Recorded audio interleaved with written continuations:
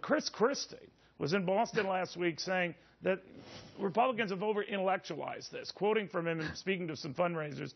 I think we have some folks who believe that our job is to be college professors. He goes on to say that for our ideas to matter, we have to win, because if we don't win, we don't govern. And if we don't govern, all we do is shout into the wind.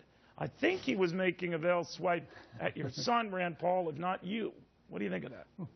Well, I think he was very precise. He said you've got to win first before you can do anything. Otherwise, in other words, say anything, do anything, get elected first, and deceive the people in order to get elected.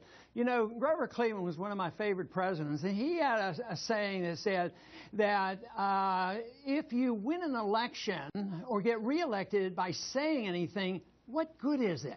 He says it has no value whatsoever. So Christie to say, oh, well, we got to get elected and then become principled, we've been doing that for too long. I mean, it's not the Republicans. It's the Republicans and Democrats. They all say whatever they think they have to say, but it's coming to an end.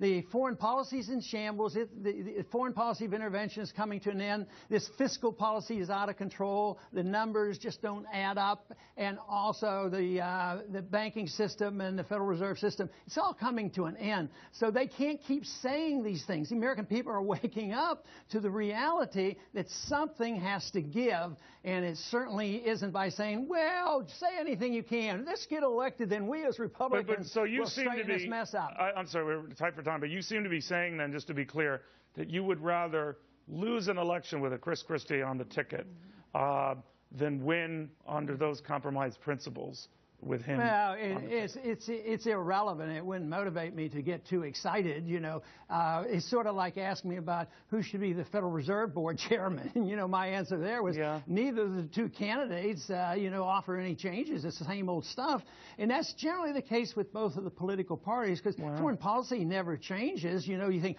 oh, the Democrats won't be quite so hawkish; they'll be more cautious. Well, they're not. They're the same thing. And Republicans, oh, they'll balance our budget and spend less. No, they spend as much, if not more, than the Democrats.